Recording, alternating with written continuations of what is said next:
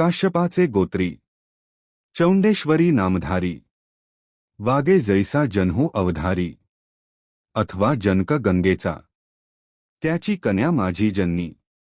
निश्चय जैशी भवानी चंपा नामे पुण्यखाणी स्वामिनी माझी परियेसा नमिता जनकजननीसी नंतर नमू श्री गुरुसी घाली मती प्रकाशी गुरुचरण स्मराव्या गंगाधराचे कुशी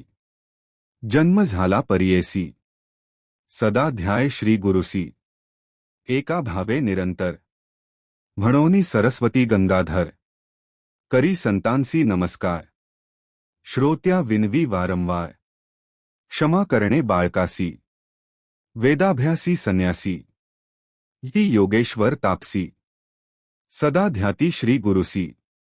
तयांसी माझा नमस्कार विनवितसे समस्तांसी अल्पमती आपणासी माझे बोबडे बोलांसी सकळ तुम्ही अंगीकारा तावन्मात्र माझी मती नेणे काव्यव्युत्पत्ती जैसे श्री गुरु निरोपिती तेणे परी सांगत पूर्वापार आमुचे वंशी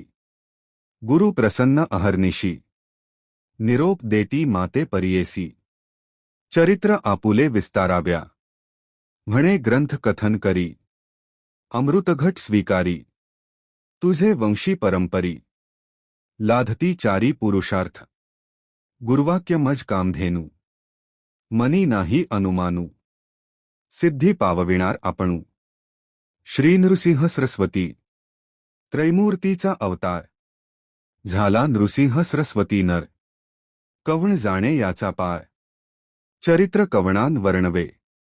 चरित्र ऐसे श्री गुरुचे वर्णून शके मी वाचे आज्ञापन असे श्री गुरुचे म्हणोनी वाचे बोलतसे ज्यास पुत्रपौत्री असे चाड त्यासी कथा है असे गोड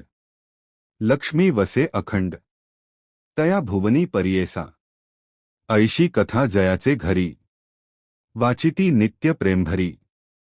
श्रियायुक्त निरंतरी नांदती पुत्रकलत्रयुक्त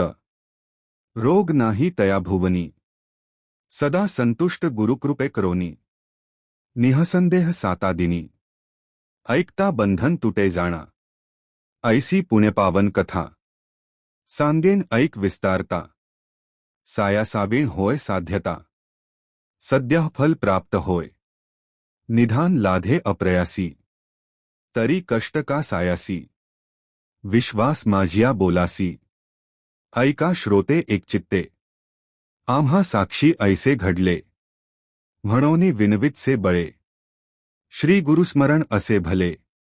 अनुभवा हो सकळीक तृप्ती झालियावरी ढेकर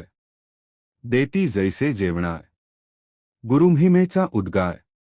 बोलतसे अनुभवोनी मी सामान्य म्हणोनी उदास व्हाल माझे वचनी मक्षिकेच्या मुखांतुनी मधु केवी ग्राह्य होय जैसे शिंपल्यात मुक्ताफळ अथवा कर्पूर कर्दळ विचारी पा अश्वत्थ मूळ कवणापासावुत्पत्ती